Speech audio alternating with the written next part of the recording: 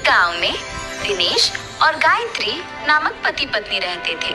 उनके मालिनी और चंदू नामक 2 बच्चे भी थे। दिनेश एक छोटा नौकरी करता था और उसी से आए हुए पैसों से अपना घर चलाता था। ऐसे उनका परिवार खुश रहता था। एक दिन दिनेश हमेशा की तरह कार्यालय में अपना काम कर रहा था जब उसे अपने सहयोगी की वजह से नौकरी से निकाला गया था।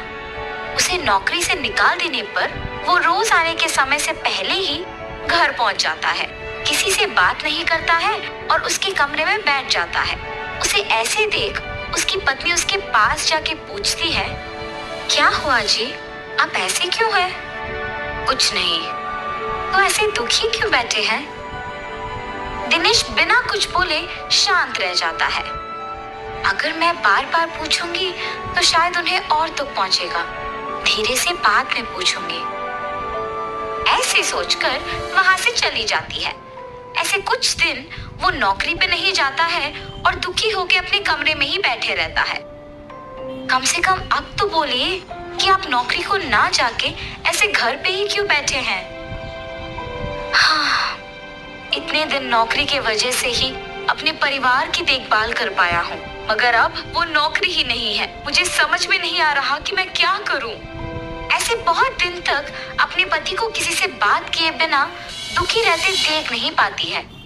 किसी के नीचे काम करने की वजह से ही इन्हें निकाल पाए हैं ना। खुद से व्यापार करने का कोई तरकीब निकालना होगा, ऐसे सोचती रहती है। हाँ, ये तो एक अच्छा तरकीब है, ऐसे ही करना भला है। ऐसे एक योजना सोच के अपने पति को बताने जाती है। सुनिए, अब आपको ऐसे दुखी रहने की कोई जरूरत नहीं है। सब कहते हैं ना कि मैं रसगुल्ला बहुत अच्छा बनाती हूँ, तो इसीलिए मैं आज से रसगुल्ला बना के आपको दूंगी और आप जाके उसे बेचिए। आपको अब से नौकरी के बारे में सोचने की कोई जरूरत नहीं है। अरे वाह, ये तो बहुत ही अच्छा योजना है। पति पत्नी दोनों उनकी योजना के अनुसार करते हैं। गायत्री रसगुल्ले बनाती है और दिनेश उन्हें बेचने जाता है। व्यापार अच्छा चलने पर और बहुत पैसे आने पर दिनेश बैठ के सारे पैसों का गिनती करते रहता है। पैसे तो बहुत आ रहे हैं। अब से मुझे हर रोज जाके रसगुल्लों को बेचने की कष्ट लेने की कोई जरूरत नहीं है। हफ्ते में एक भी बार जाके बेचूं तो बस है। आए हुए पैसों से खुश रह सकते हैं। ऐसे सोचकर अगले दिन जब उसकी पत्नी रसगुल्ले तैयार करके रखती है तो वो अखबार पढ़ते रहता है। मैंने रसगुल्लों को बहुत पहले तैयार कर दिया है जी, अब तक आप नहीं गए। आज से रसगुल्ले हर रोज बना के रखने की कोई जरूरत नहीं है। मैं जिस दिन कहता हूँ उसी दिन बनाऊं तो काफी है। आज मैं रसगुल्ले बेचने के लिए नहीं जा रहा हूँ। अरे रे, तो फिर आज बनाए हुए रसगुल्ले व्यर्थ हो जाएंगे ना। आज के लिए इनको बेच दीजिए ना। मुझे पूछे बगैर तुमने रसगुल्ले क्यों बनाए? इसीलिए इन्हें बेकारी होने दो। ऐसे गुस्से में उसकी पत्नी से कहता है और उन रसगुल्लों को बेचने बाहर जाता है। तब से उसके विचार के अनुसार ही तभी रसगुल्ले बनवा के बेचने जाता है जब उसे पैसों की जरूरत होती है। एक दिन गायत्री के पास एक आदमी आता है। जी, कौन है आप? किसके लिए आए हैं? माता, मेरा नाम आदित्य है। मैं पड़ोसी गांव में रसगुल्ले बेचता हूँ। जब मैंने सबको पूछा कि रसगुल्ले कौन अच्छा बनाता है तो एक औरत ने आपका नाम लिया, इसलिए मैं आपको ढूंढते हुए यहाँ आया। वीडियो को लाइक एंड चैनल को सब्सक्राइब जरूर कर दें। अगर है तो बोल दीजिए, हम उसका हल ढूंढेंगे। लग रहा है कि ये आदमी अच्छा ही है। अगर मैं इनको मेरे पति के बारे में बताऊंगी तो शायद हम दोनों मिलकर उनमें बदलाव ला सकेंगे। आप किस बारे में इतना सोच रही हैं? मेरे पति भी आप ही की तरह इस शहर में रसगुल्ले बेचते हैं। ऐसे उसको उसके पति के बारे में बताती है और आदित्य सोच में पड़ जाता है। माता, आपके पति को बदलने के लिए मेरे पास एक तरकीब है। मैं निश्चित रूप से उनमें बदलाव लाऊंगा। आप बस मुझ पे भरोसा रखें, रसगुल्ले बना के दे दीजिए। ऐसे वो रसगुल्ले लेकर उसी गांव में दुकान लगा के बेचने लगता है। इतने में पैसों की जरूरत होने पर दिनेश उसके पत्नी से रसगुल्ले बनवा के बेचने गांव में जाता है। सारा गांव घूमने पर भी कोई उससे रसगुल्ले नहीं खरीदता है।